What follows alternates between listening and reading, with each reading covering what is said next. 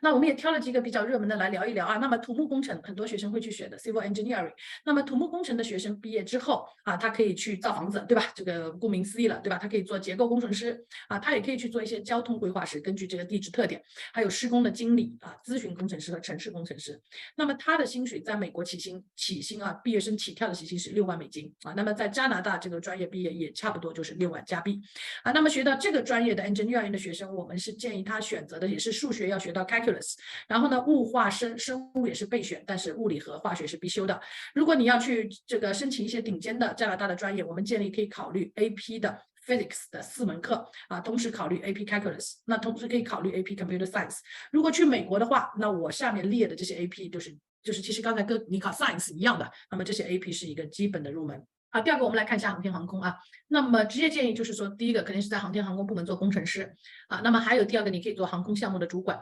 还有就是可以做航空领域的这些研究的工程师啊。那么这个专业其实在美国和加拿大都有一个特点，就是比较排斥非本国护照的学生啊，也就是说中国学生你想要最后进入到美国或者加拿大的航天航空部门是非常非常难的。啊，除非你有绿卡，或者你后期加入中国的加拿大的国籍，在美国，即使你加入了美国国籍，你有中国的背景，你也是很难被这个专业录取的啊。所以家长在选的时候，特别是国际学生，可以稍微避行一下啊。特别是考美国的，加拿大没关系，他不知道你要学什么的啊，但是你后期找工作的时候会有问题啊。所以呢，这个专业的建议毕业的基本薪水是8万美金起跳的啊，所以也是属于啊相对文科来说啊，这个理科是薪水很高的。那么同样的，你在